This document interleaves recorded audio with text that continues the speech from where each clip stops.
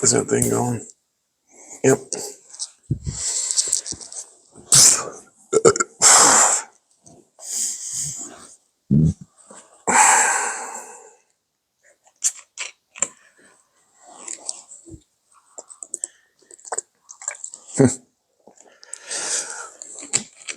Number 7 on lunch. Number 7? Number 7 on lunch. Oh. All right, so I've been thinking about something a lot Okay. that you and I have been talking about. Okay. And I'm going to ask you some questions. Well, I'm going to ask you one question specifically. And then I'm going to tell you, I want to know your response, and then I'm going to tell you my response. But I've been thinking a lot about empowerment. Yeah. So, empowerment as a servant leader, empowerment as a people first organization. Mm-hmm. So I want you to think as let's say you're a large QSR franchisee. Mm-hmm. You have multiple units. And I want you to think about empowering, from the crew member, the shift lead, the restaurant manager, the district manager, the senior district manager, whatever. Mm-hmm. Think about those positions and empowerment. Okay. And tell me an empowerment model. Well, one thing that I try to do whenever I'm the RGM at a single location or multiple. And RGM means restaurant general manager? Yeah. Okay. Is making myself irrelevant as quickly as possible. Mm-hmm. Because I just wrote a blog about this that's going to go out to my email list on Tuesday, huntersharnesky.com to get on that list, by the way, is whenever I get into a new position, my routine inevitably gets jacked up. So right now my sleep schedule is all out of whack, Mm-hmm. and I'm a very routinized person. My mornings are dedicated to God and writing and working out, and then I go to work. Mm-hmm. But whenever a promotion or a new assignment gets laid on my desk, so this being a second location with Taco Bell, and where they need the most help at being the evening and late nights, that's where I'm working right now, and developing and coaching and modeling, and inevitably that's throwing off my routine, and I try and get back to that routine as quickly as I can. And in order for me to do that, I have to make myself irrelevant as quickly as possible. In order for that to happen, I have to coach and develop and promote internally, so that, hey, now this day part doesn't need Hunter, and then eventually the whole store won't need Hunter, and then something else will come up, and then I'll go off and do other things. That's at the manager level. At the shift lead level, with shift lead, manager, synonymous, what I tell them is what my business coach told me when we were expanding my operation as a gym owner. Mm-hmm. And we trained over 100 athletes in West Michigan, mainly middle school girls soccer players. And as my operation and business grew, I was becoming the bottleneck of the service being provided. I can't teach the 8th speed class of the day with the same vigor and quality as the first one. I get tired. And what a business coach of mine said, he said, Hunter, if you can get your people to be 80% as good as you are, you're winning. Mm-hmm. And that changed a lot for me. And that's what I try to imbue with my shift leads and managers as well. It's like, hey, here's the thing. If you guys can get your team trainers and team members to be just 80% as good as you are, because the fact of the matter is, the reason why you are a manager now is because you were a phenomenal food and service champion.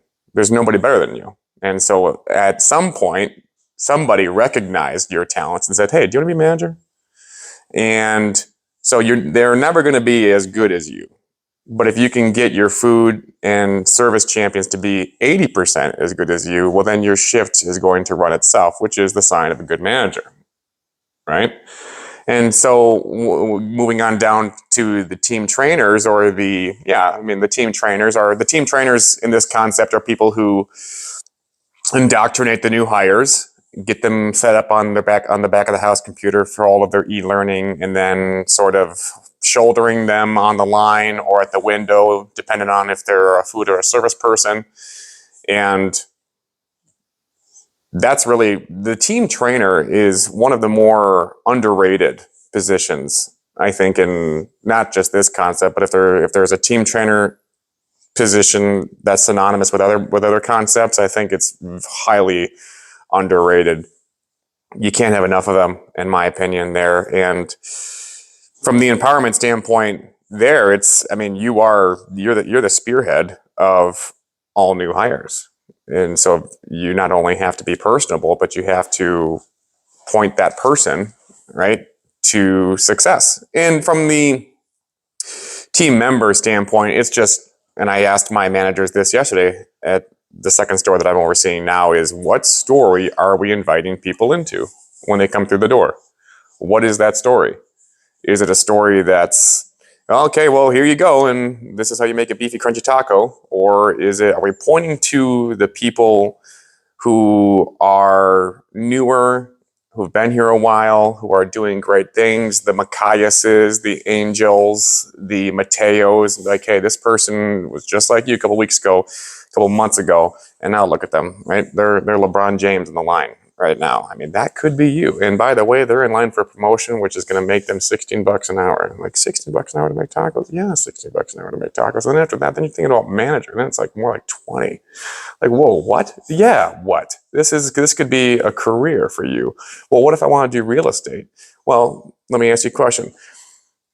We have 253 units, right? Yeah, okay. Well, do you think that real estate might be involved when we purchase land to build a new building or to acquire a new location? Well, yeah, okay. Well, then you might be in the exact car that you need to get you to where you want to go, right? So it's just all about the story that we're inviting our new people into at the team member level for the empowerment standpoint, the team trainer being the spearhead of the organization for new hires, and those shift leads really, I mean, they are the reason why the manager will be irrelevant at that store. Is if you have good shift leads leading strong shifts, well, then the RGM more or less does become irrelevant, and really more of just at least in my personal experience, a motivational speaker, for lack of a better word. You're just getting in there and you're keeping up the morale, as we talked about morale being profit. And I don't mean to sound or seem reductionistic, but I really do think that's just as simple as it gets from an empowerment standpoint. I think that's the reason why it's hard for big corporations or brands or concepts to adopt, because it is so simple. It needs to be more complex, but in my opinion, complexity is the symptom of confusion. Yeah, I think it's simple. I think another aspect of it is that people get really afraid to give up power or control, what they perceive as power and control. It's ironic because if you give up control, you actually have more. Right. Yeah. Right. So, I mean, this is, I've been thinking it a lot. It's kind of something that we tried to model a little bit.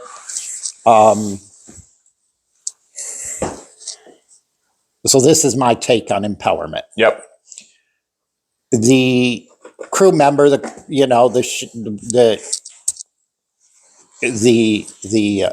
own the guest experience. They totally own the guest experience, and they should be empowered to be able to solve a guest problem without, one of the things I've always hated to hear was, oh, I can't fix that. My manager will be here tomorrow morning. Yeah. The crew member is they own the guest experience. Yeah. That's their ownership, is the guest experience. I can't remember. I think it was a hotel chain. Every single crew member, whether, it didn't matter whether you were a maintenance worker, you were a maid, you were a server in the restaurant, you were a front desk clerk, did not matter what you position. If you were a front-facing person, you had a budget, and anything like $50 a month. A decision. Oh, okay. Go So ahead. you had $50 a month that you personally could spend on the guest experience. I loved that. And I mean, those are, I can already hear people in my head screaming, "No, you can't give people $50. They'll spend it on themselves. They'll waste it." I mean, you can put controls around that and procedures and that, but it's like, and let's look at a hotel as an example, but this is easily adaptable to the QSR industry, right? In that you have $50 a month, in the hotel industry. I'm sorry, our room service is only open. Our room service closes at midnight. And this guest, it's 1 o'clock in the morning. You're the night auditor in a hotel. It's 1 o'clock in the morning, and this guest comes up to the desk and it says, "I'm really hungry. I really could use a Mountain Dew and a bag of chips." Well, we're closed. The easy answer, the policy answer, is our room service closes at midnight. I'm really sorry. It's the easy policy answer. Wait a minute, I've got $50 to spend. Hold on, I'm going to call DoorDash, have a Mountain Dew and a bottle of chips delivered to your room.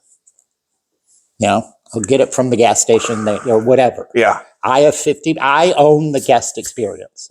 That's empowering your frontline person, your shift lead, or an example in the QSR industry is, and I've seen this, is that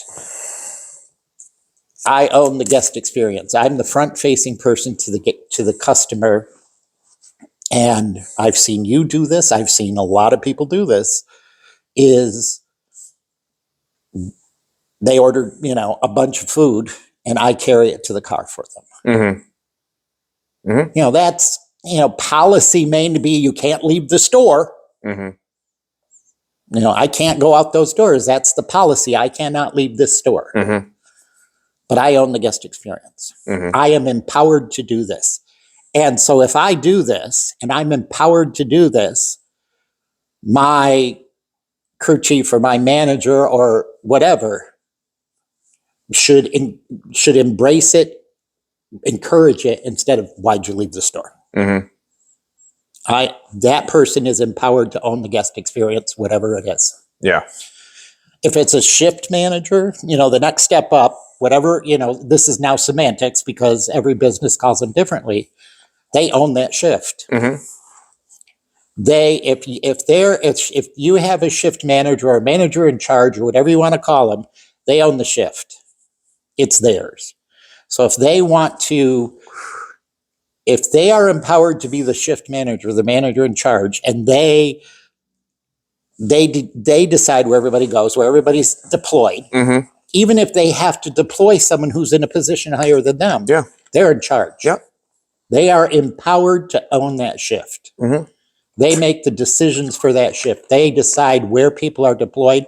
They pull people off if they don't think so. And you, even if you're in a position higher than them, you've empowered that person to own that shift. Don't second guess them. Don't say, "No, don't do that." Right. The restaurant manager or they own that. Their ownership of the store. They own that unit. They own that shop. They own that unit. They own that store. It is theirs. And they make all the decisions for that store. Hiring, firing. They have the authority to set the local goals. They are involved in the financial decisions for that unit. And not involved. I don't want to say involved in, "Hey, we're going to be talking about the financial decisions of your store. You can come and sit in this meeting while we discuss it and make our plans." Yeah. They are actively making the plans. And, I looked up what QSR industries, specific QSR industries, their average unit volume for a year is. Okay. So like highest one, Chick-fil-A, they're about 7.5 million. For a single restaurant? For a single, Wow. That's their average unit volume. And this is all public information. It's available online. Anyone can look it up. So, Average Taco Bell is about 1.9 to $2 million a year. McDonald's is about $4 million a year. The average. I mean, obviously, there's going to be outliers, lower, higher in that, but the average. There's some other ones that are really interesting. That kind of Chipotle is about 3.2. Wendy's about 2. Raising Cane's about 6.5. Okay. Panera is about 3.2. Culver's, now we're looking into not just quick service, but Fast casual. Fast casual. Let me see here. Whataburger, 3.9. Five Guys, about 2.5. So this is all Popeyes, 1.9. Interesting one. Subway's about 500,000. Yeah. But my point to that is, I hired this individual. I am giving them, let's use Taco Bell as an example. I am giving them $2 million of my money to handle. Yeah. And then I am micromanaging their ability to handle that for me. I trust them. I'm paying them, $100,000. $100,000 total benefit package, salary, everything. I'm paying someone $100,000 to handle $2 million of my money, but they can't make any decisions about that. Then they're just a glorified crew member. Yeah, food champion. Right. It's an overpaid food champion. And so I think a lot of, especially in the beginning, a lot of franchisees, and I was guilty of this too, like, oh, this is my $2 million. I've got to be right in there micromanaging with it, and then what kind of message am I sending to that manager? That I don't trust you. I don't trust you to handle my business. And then as I scale up, there's no way I can be in 5, 10, 15, 20, 236 stores. So I have to empower that manager to make those decisions on the spot. They know the market, they know the store. They better know their store better than I know their store. Then I think the biggest shift and the hardest shift that people make is going from a manager to a district manager. That is the hardest shift, because district managers should absolutely no longer think as a store manager does. And I think a lot of district managers fall into the trap of then trying to be the manager of 5 stores. Yeah, being an RGM on steroids. And I also think that's where empowerment stops. Empowerment stops at the restaurant manager, the district manager, the senior district manager, the executive leaderships. Their positions then are to empower the RGM.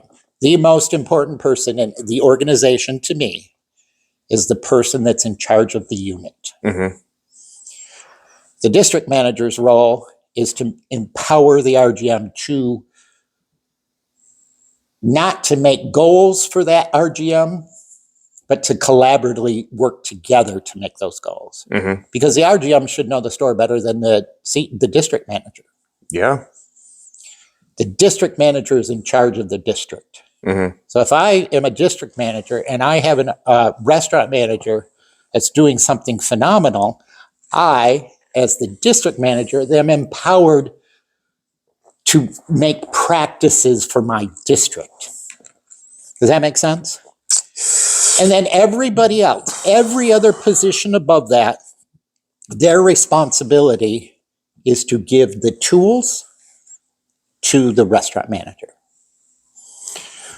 And if I'm putting someone in charge of $2 million, $3 million, even $500,000, if I'm putting them in charge of that much of my money, one, my responsibility as an executive is to make sure they have all the knowledge to be able to handle that role, to make sure that I have done my due diligence in putting them into that role, because not every great crew member can be a great manager.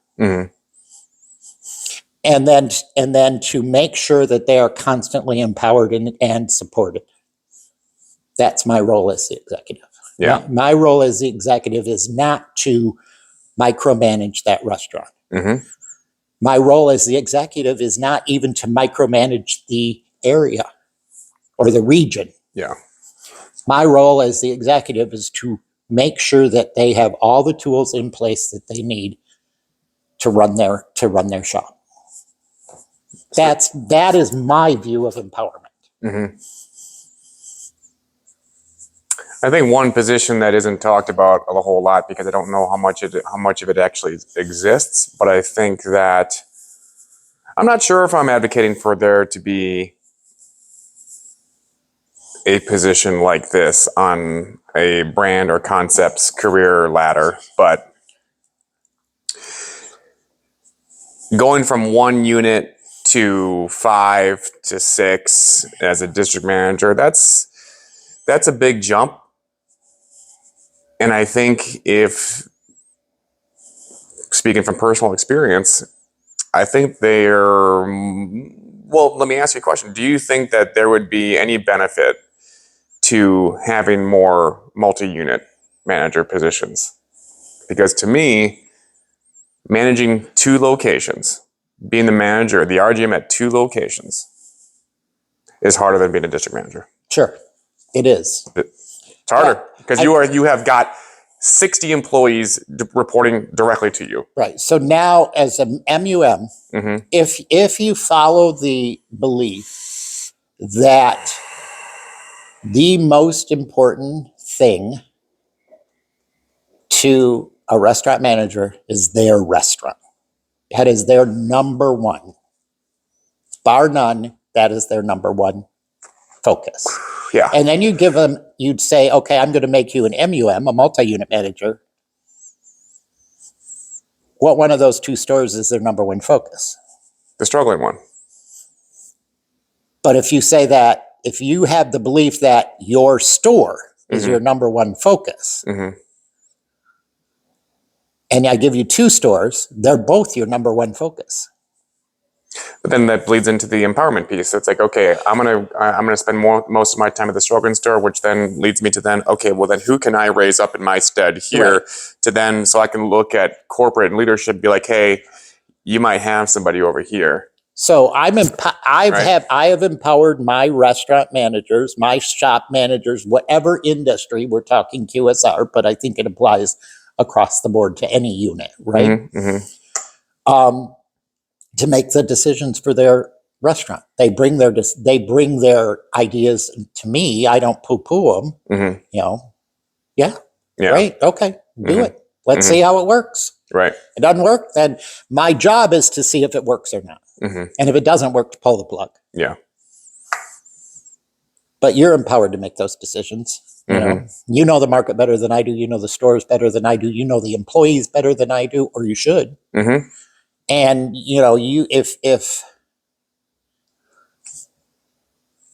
I have seen,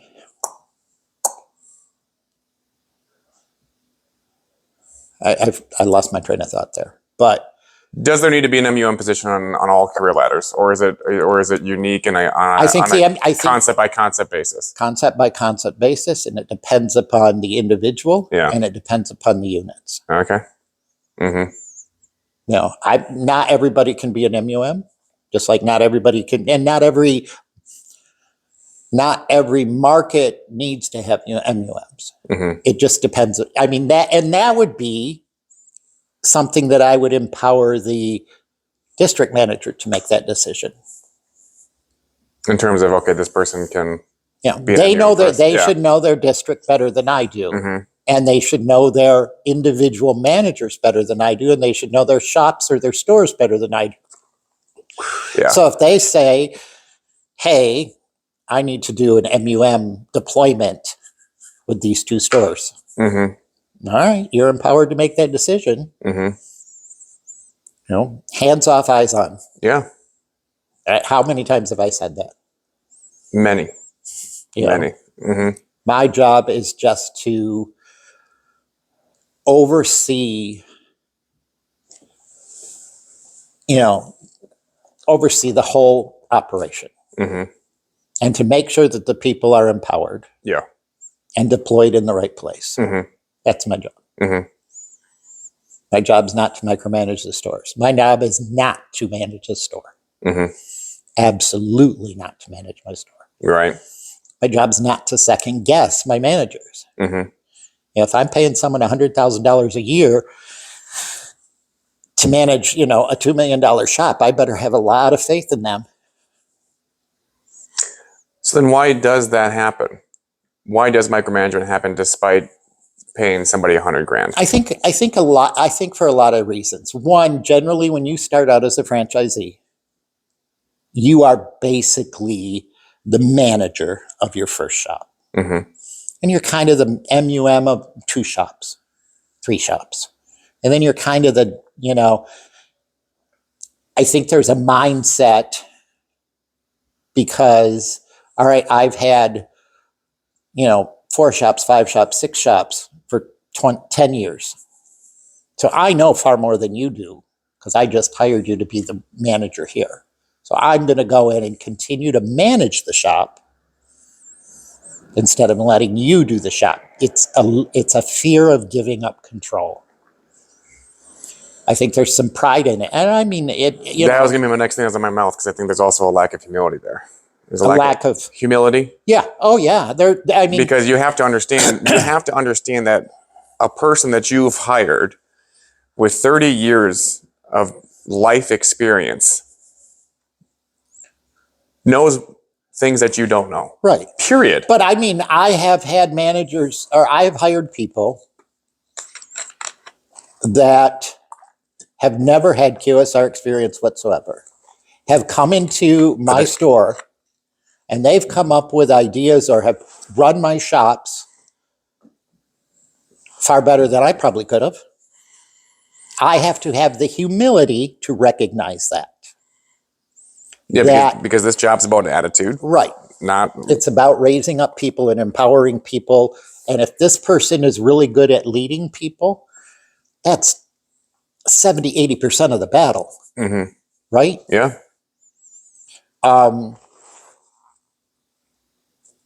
I have unfortunately seen the people first versus the profit first mentality. Mm-hmm. And I've seen what that can do to stores and shops. Mm-hmm. And I've seen it where you've had units that are making far more than the company average. And then the ownership is transferred, let's say.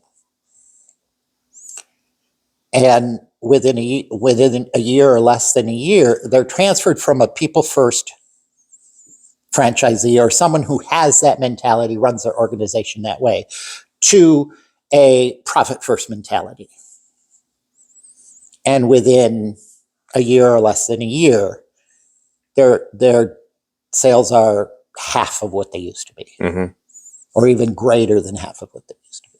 Mm-hmm. And I've seen that not just in the QSR industry, I've seen it in other industries too. Yeah. That the shift of focus goes from people first to profits first. Then you can see the results. Mm-hmm.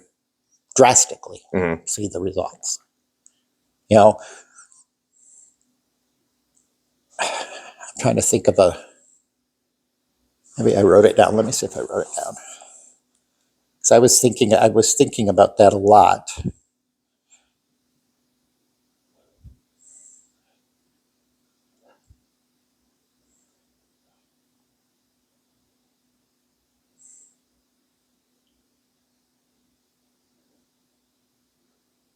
Yes, I wrote it down. Yeah, keep talking and it'll come to me. When you come in as a profit first versus a people first, and you're all about controlling costs, inevitably you're going to be stepping over dollar bills to pick up pennies. Right. And that's just so demoralizing because you can't unsee it when you see a franchisee doing that to your organization. And for whatever reason, the franchisee can't see it. They're like a fish in water. They don't know what the hell is water.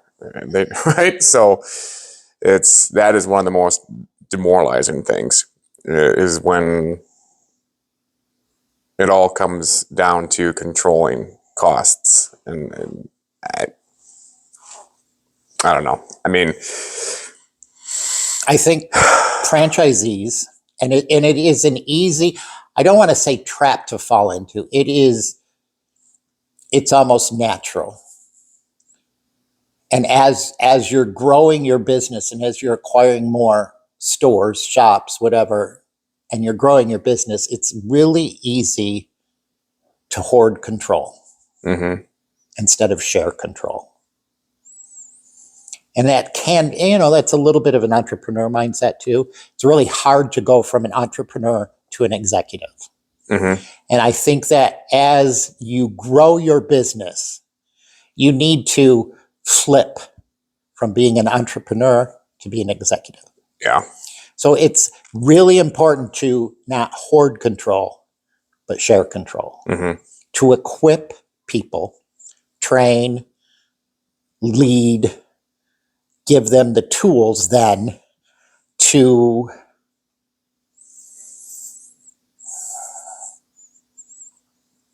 be more confident in running their shop and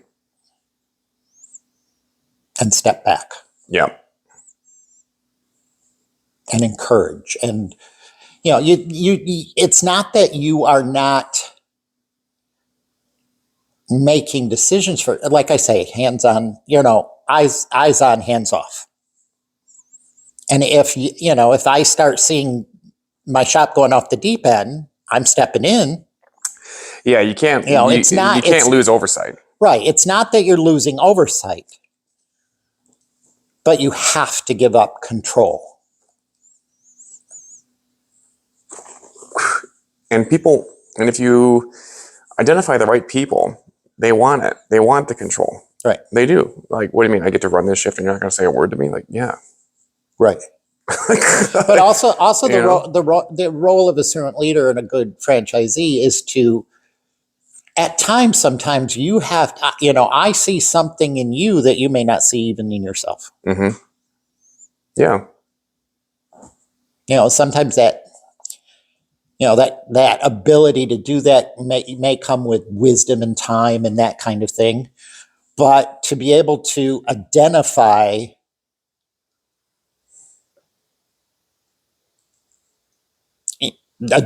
those traits. And, we've talked about in videos in the past where I've said, the traits are, I gave it the acronym HIVES. This person may not be the best burger flipper, taco stuffer, sandwich maker in my store. Yep. But they have these traits. And you did that. I mean, you've done that before where, you've had people that have said, there's no way I ever want to be a manager. You had more confidence in them than they did in themselves. You saw the traits in them that they didn't see in themselves. Yeah. I mean, if you can be on time, be coachable without any BS, then you're going to be great. Let's go through. Do you have humility, integrity, vision, empathy, and self-awareness?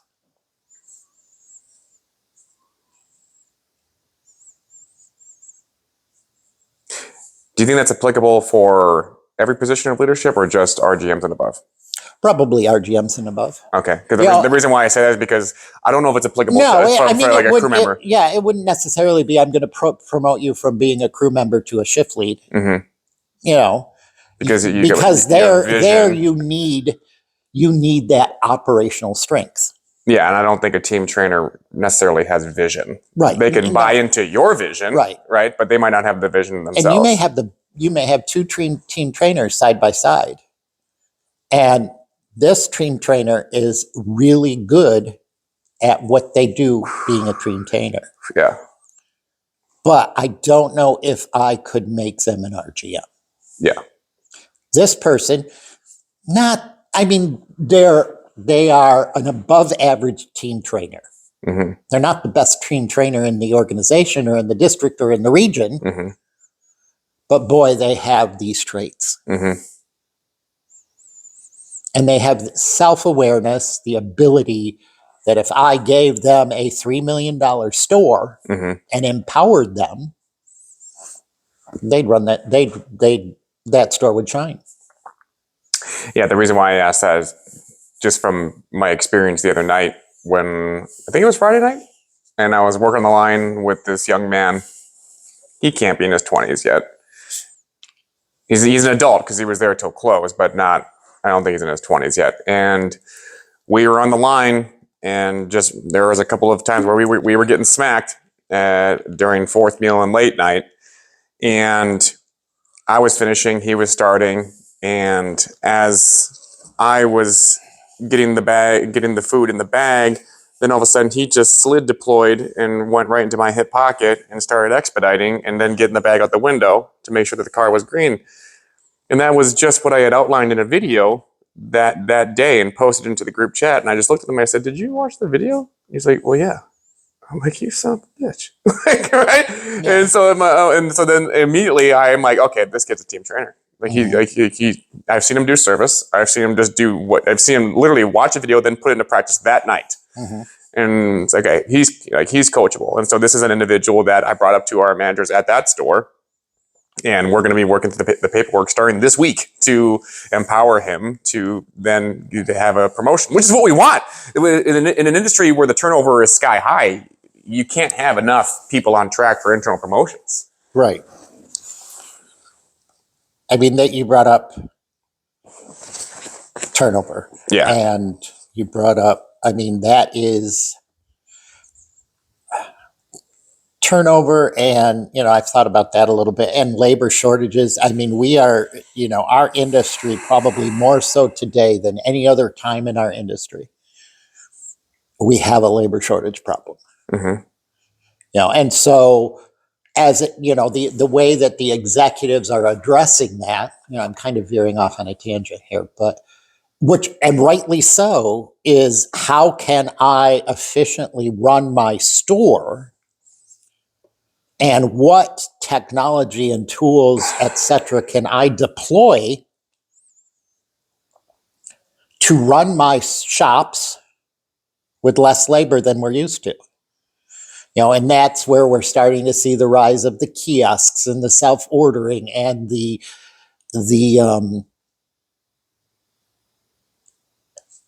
increased focus on productivity, et cetera, so that I can run this unit. I used to run this unit with, let's say, 5 people, but because of this challenge in the marketplace right now, I have to be able to run this unit with 3 people. Well, one thing that needs to just get aborted sooner than the day before yesterday is AI. Personal experience. Sure. Personal experience. No, yeah. Customers hate it. The AI prompt on the drive-through, people will just cut it off. Will you be checking in with your mobile app to earn reward? No, yeah. Like it's just like they get so pissed off when they hear a robot instead of a person. I hate rote questions. So they like every concept that's listening to this right now. I'm just telling you for personal experience, you need to get rid of AI. It just pisses your customers off. So that would be the first thing I would say is just to hell with that. The customers don't like it. It takes away from the experience, and it puts your people in a bad position because now you're already starting off on your back foot if you're an order taker at the window and the customer's pissed off because their first 3 seconds was with a robot instead of you. So let me ask you a question. QSR, quick service restaurant. Mm-hmm. It's a very transactional business. It's hi, what do you want? This is what I want. Okay, we make it. Take my money, ring it up. Goodbye. Mm-hmm. It's a very transactional business. Yeah. How, especially in the marketplace that we're in, with a labor shortage and having to deploy technology And I'm not saying this is bad. I have nothing. I like kiosks. I have nothing against all that. Remote ordering, those kind of things. But I think in some instances, what we're losing is the hospitality side of things. So how do we inject in a very transactional business hospitality? I think if you can lean actually more into the transactional side of things, that'll actually increase your hospitality. And here's what I mean by that. Adopt the early McDonald's menu, adopt the current Raising Cane's menu, limit the selections, limit the modifications, because that'll make your food champion and your service champion's lives way easier. It'll make their indoctrination into what is considered competent way faster. Because if you're at a concept like Taco Bell, where it is a full service menu, that's one of the biggest hurdles for service champions on the window and food champions on the line to overcome, is that intimidation factor of, holy shit, this menu's huge. How the hell am I going to memorize all of these things? And then also with the modifications that come with it, some of these orders that come through are 3 pages long, just due to the modifications themselves. So if I think from a tactical standpoint, that would be one of the first things that I would do, is I would limit the menu size, no modifications, and get rid of all LTOs and SKUs, because you would the onboarding time to competency for the service and the food champions would be like that, relatively speaking. And if they're feeling competent, then they're going to feel confident in what they do. And then if they're feeling competent and confident, then they will have a better mood. Because if all of these modifications are coming in for an order, you're stressing out your food champion, you're stressing out your service champion, because they're trying to type on the screen to get all these things right. Meanwhile, you're trying to make sure that the car is green. We got 17 modifications on an 18 item order. Like so you're starting off on your back foot when it comes to the hospitality end, because they're just stressed out trying to make sure that everything's right here, right? And then also getting the order out before the car turns red. That would be one of the things that I would do immediately, because if you can lower the stress level in an already high stakes, fast paced environment, that would be, I think, gold. Because if it makes the job simpler and easier for your people, then they're not going to be stressed. And if they're not stressed, then they're going to be happy. And if they're happy, they're going to deliver a better experience, in my opinion. How do you deliver having a kiosk? Mm-hmm. And I walk, and I've observed this a lot. Mm-hmm. I walk into a store. Yep. The employees, I walk into the store, the employee, it's okay. That person walked in the door. They're supposed to go to the kiosk, place their order. It's going to print up on a little ticket in the back room. Mm-hmm. I'm going to make that order, Mm-hmm. and I'm going to hand it to them, and they're going to go. Yeah. There's no hospitality in there whatsoever. It's very, very, very transactional. Mm-hmm. How do we, in the QSR industry, Mm-hmm. in the marketplace that we're in, Mm-hmm. labor shortages, Mm-hmm. how do we overcome that hurdle of hospitality? And I don't think it's necessarily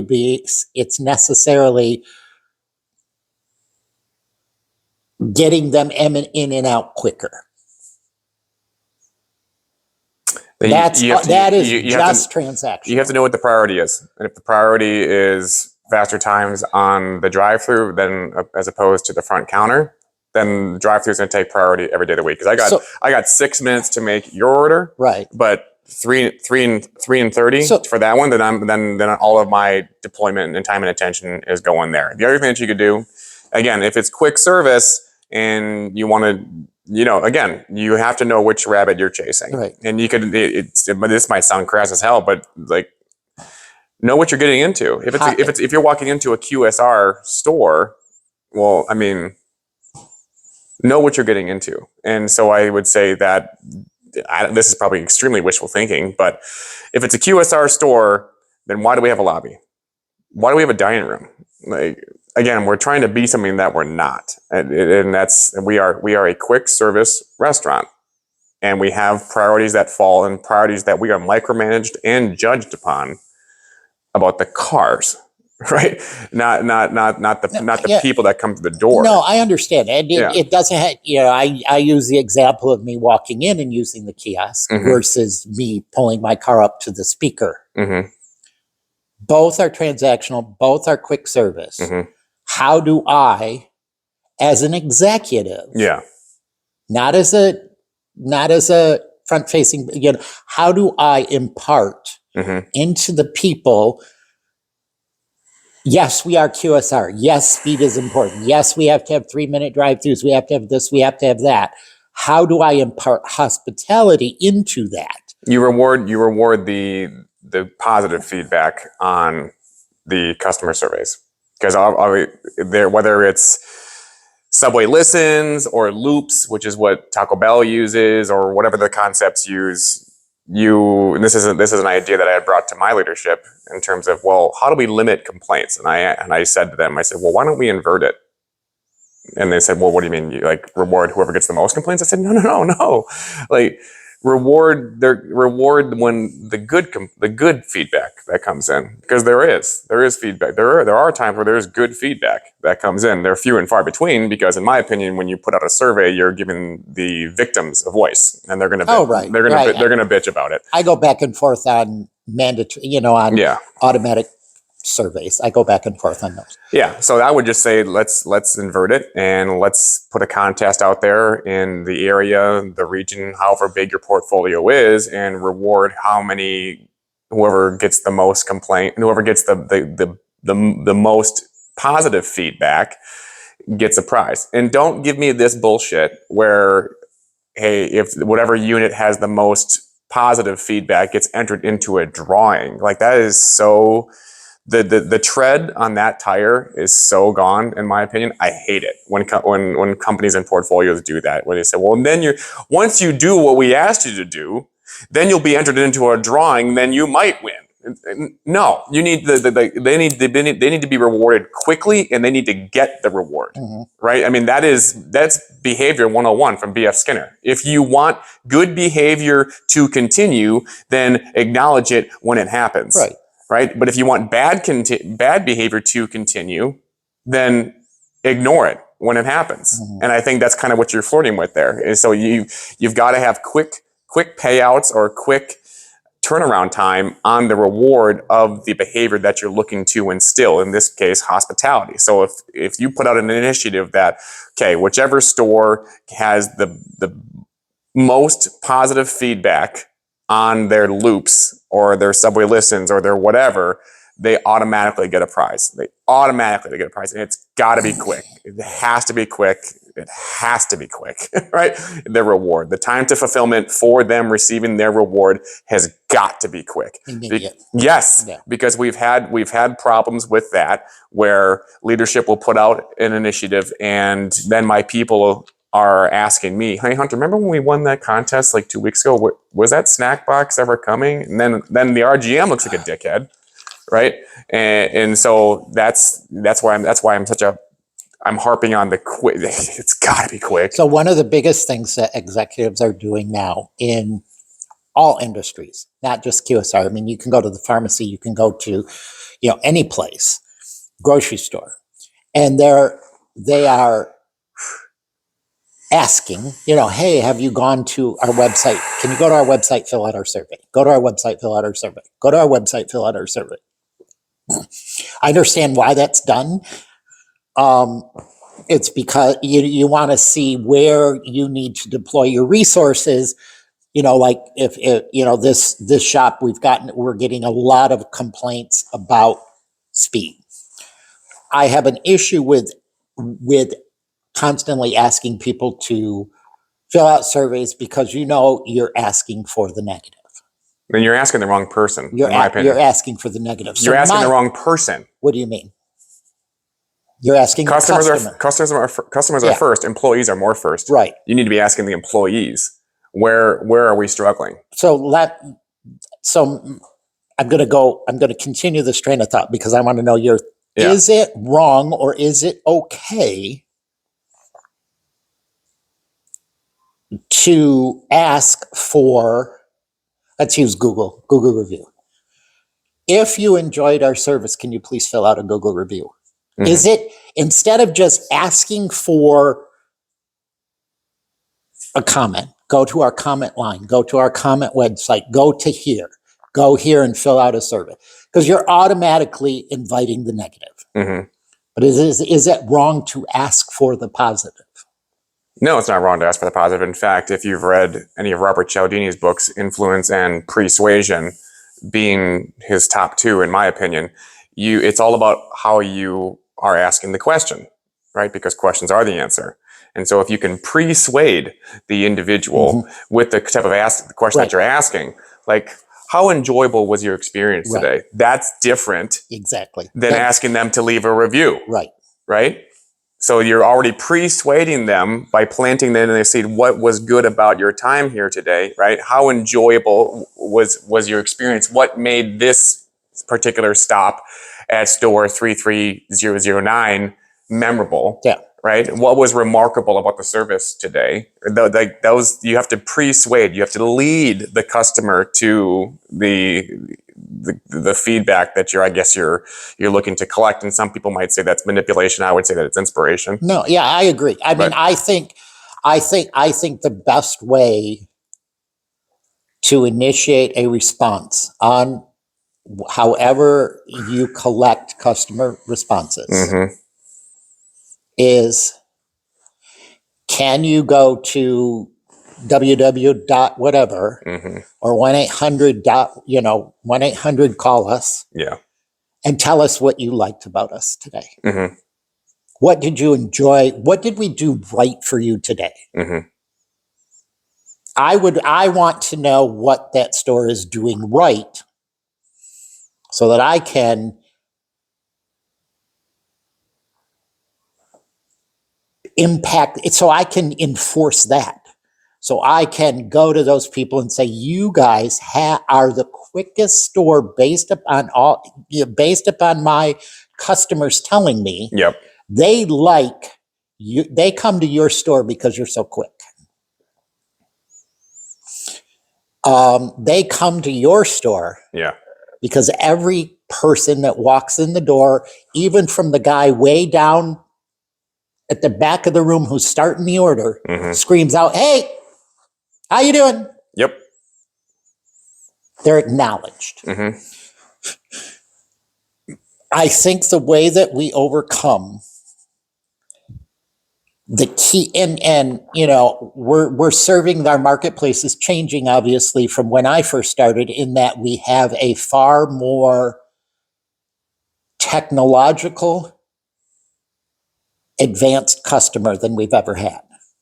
The generation of our demographic right now know technology and are more exposed to technology than ever before. And a side effect of that is victimhood. Yeah, but no, I mean, yes. No. A side effect of the customer base being so indoctrinated with all these advances in technology, and then having them screen in their face every single day of their lives, and the algorithms that attune them to certain things that they're looking for, instant gratification, things like that, is going to condition them into a neighborhood that's victimhood, and they're going to look for free shit every single time that something isn't 100% perfect, or I wouldn't even say 100% perfect. I would say that their perception of perfect is now skewed because of the instant gratification that technology plays a role in. And that's what I have the problem with. So it's also the customer, which is why I'm such an advocate of customers are first, but employees are more first, right? So that's why I'm saying, no, like, to hell with the technology. Get that shit out of here, right? Because it's setting up my people to be on the back foot of every transaction. So the reason that we as executives are deploying technology is because we have a labor shortage.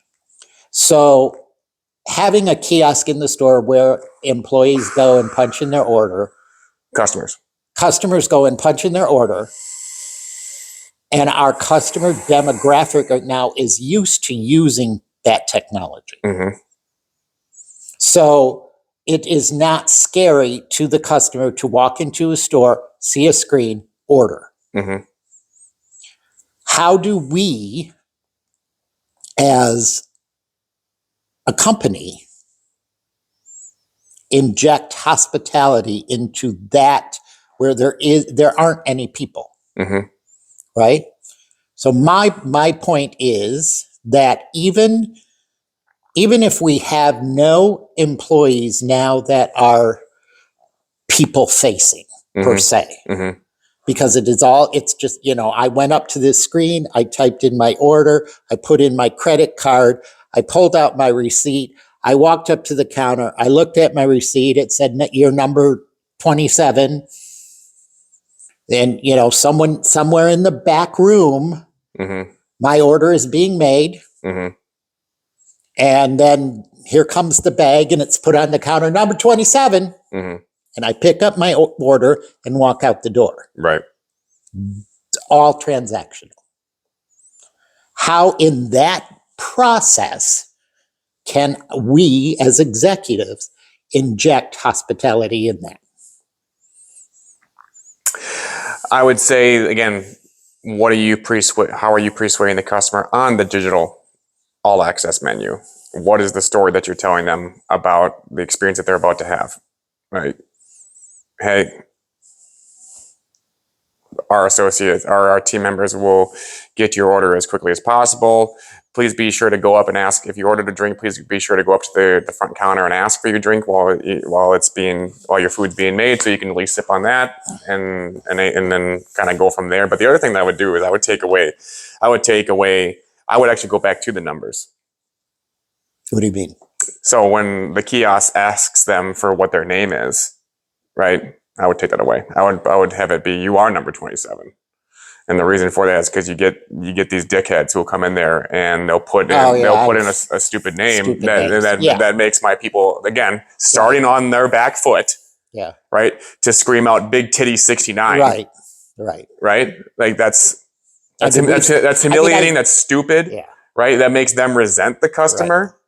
Right. So I agree with that. I've seen a lot of those. Mm-hmm. I've heard them screamed out. Mm-hmm. To me, the biggest way to inject the hospitality into that transactional thing is the guy that's in the back room that is flipping the burger, stuffing the top, Hey, how you doing?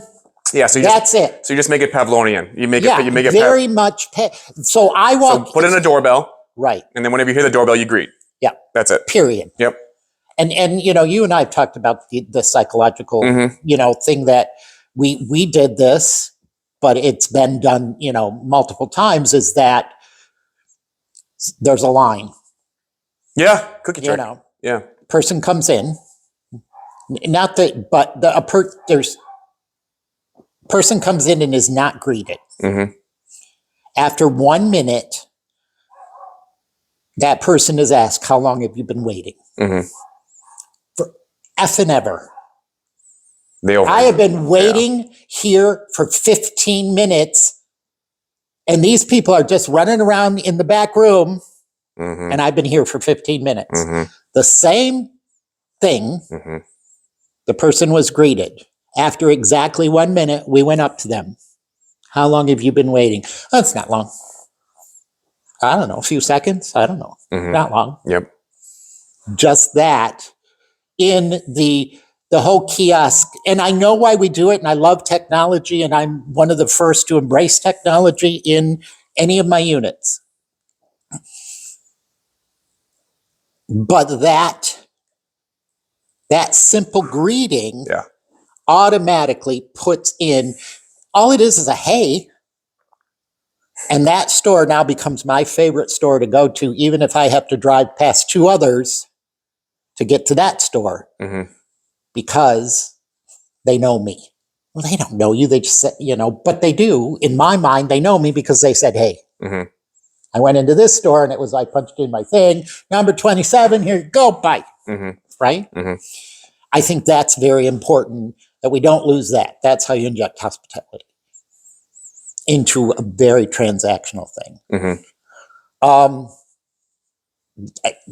Kind of a weird example, but an example.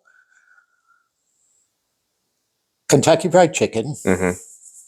Chick-fil-A, Mm-hmm. both sell the same product, roughly the same menu price. What one would you consider more hospitable or more luxurious, I guess? I have never eaten at Chick-fil-A, Okay, but they already have me sold because they're only open 6 days a week. you're right. But I mean, so you ask yeah, Done. right, Done. yeah, You have a built-in day off for all of your employees because customers are first, but employees are more first. right. You have a built-in day off every single week. Done. Done. But in the average person's mindset, Mm-hmm. Chick-fil-A, why is a Chick-fil-A restaurant, Mm-hmm. their average AUV, $7 million a year? That's the point that I'm making. And the average KFC's is, yeah, I understand, but If your employees are more rested, do you know why? you're telling me that rest doesn't play into that? No, rest does play into it, but the biggest, taking out the Sunday factor, Mm-hmm. Chick-fil-A puts more emphasis on the hospitality side of QSR Mm-hmm. than any other QSR restaurant. Chick-fil-A puts more emphasis on the greeting because they're people first. And because they're people first, and because of the, Kathy's beliefs and the Kathy family's beliefs, and because they're people first, they're closed on Sunday. This is piggybacking off of your point. Do you know which of the QSR Tex-Mexes that I will go to every day of the week, twice on Sundays, before and after church? If I'm dealt between Qdoba, Chipotle, or Moe's, Chipotle. which one am I going to? Chipotle. Moe's. Moe's. I don't know Moe's. And you know why? Why? Because when you walk into a Moe's, every single person, from the RGM to the order taker at the kiosk, welcome to Moe's! Yeah. And they scream it at you every single time. Every time. That's why I'm going there. So part of the reason I say all this about Mm-hmm. the greeting Mm-hmm. and overcoming the, and I think you kind of touched on it in the victimhood thing where we're so buried into screens that we don't have this, right? We could do this remotely and all of that and, Mm-hmm. buried into our screens and, let's FaceTime. But the reason I bring all that around is, I don't want to say it's a backhanded compliment, but one of your strengths when you worked for us Mm-hmm. that I talked about with all of my other managers and employees is you greeted every person that walked in the door. I mean, look at the first store that you became a restaurant manager at. Mm-hmm. It took you second. I mean, I'm using poetic license here, but I mean, it took you seconds, and you knew every single one of your regulars. Mm-hmm. From the bank manager to the senior citizen Mm-hmm. to the high school kid that came in once a week. Mm-hmm. Right? Yeah. Because it wasn't just transactional. There was a hospitality side to the QSR industry that I think the QSR industry is because of outside forces Mm-hmm. like labor shortages, technology introductions, speed, Mm-hmm. and they're all important. I'm not saying they're not, or they all have an impact on our But business. speed is part of hospitality. But we're losing hospitality. Mm-hmm. We're losing that side Mm-hmm. of our industry. We're losing that part because of outside forces. And speed is important. Speed is part of hospitality. in the QSR industry. Mhm. It's not part of hospitality. If I'm going out fine dining, I agree, Mhm. you Mhm. know, but how do we, that's the thing that I think about a lot is how do we keep how do we keep that side of our industry in the face of outside pressures plus new technology, et cetera, et cetera? How do we keep that hospitality part of our business? Yeah. And I mean, I think about it a lot. Well, the theme of this And talk we is way off. yeah, but it's empowerment. So you're empowering them you're empowering your people to show them what's possible when you simply do just inject a little bit of hospitality or things like that. But I mean, I think part of the reason why I'm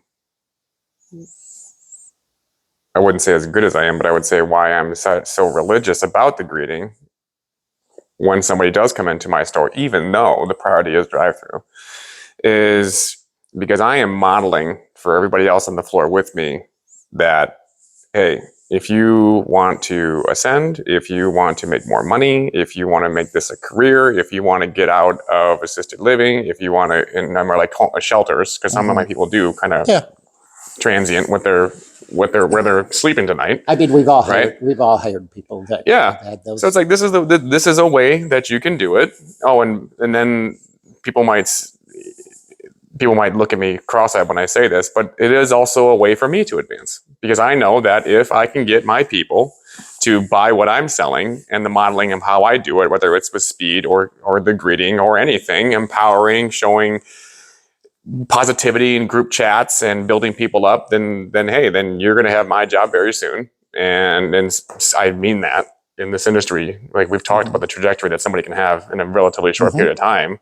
Well, then I'm going to go off and do other things. And then because that is the game for me. This fast food is a game. With all the metrics that are tracked, it is a game. You just have to know how to play by the rule. You have to know how to play by the rules, know when to break them, right? And if you can gamify it, then I think that's going to solve a lot of your labor problems from a staffing standpoint, because due to all of the technology and the screens and things like that, people have become so adopted and indoctrinated and conditioned to an instant gratification mindset where it's like, okay, well, if you can make it into a game where they're constantly getting that instant gratification, whether it's just boom, okay, that car was 20 seconds under our goal time for this day part, that's a damn good job, let's do it again. Can we get an hour? Oh, wow. What? We're number one on the leaderboard right now. It's 1 a.m. What the hell? Like, you guys, this never happened before. Like, if you could just put it through the lens of a game for the kids and your people right now, I think that's one of the ways that you can not empower them to see it as a real job, to advance their career, to get them closer to their dreams, whatever it may be, and to even for a hospitality standpoint, if you're going to put in an initiative like rewarding for positive feedback, because then again, you're making it a game. And again, with where we're at, instant gratification, screens, algorithms, it's all filtered down to fun, reward now, right? So you have to you have to use a person's psychology against them in a way. And I mean that by definition from the manipulation standpoint there, because the definition of manipulation isn't pejorative. We make it pejorative. The definition of manipulation is to wield with great power, right? It isn't to have an indictment on somebody's well-being for your benefit, right? Right. So I think we have to think about it differently. And I think that's why you and I are different, because a lot of people in our positions and a lot of people in the industry they're too surface level.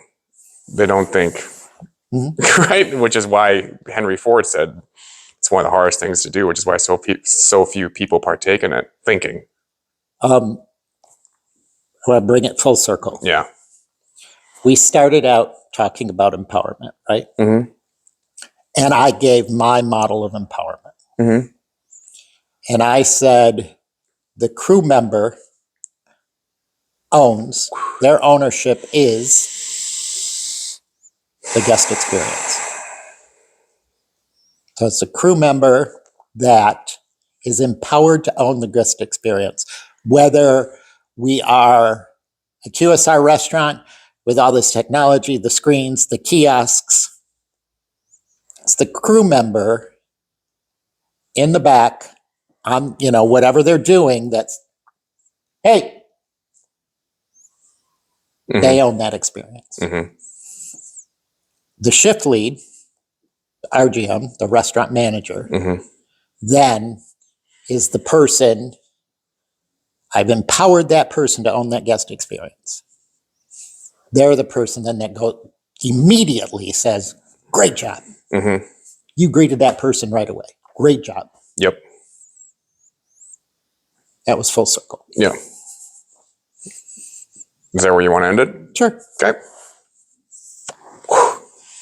That was good. Whoa.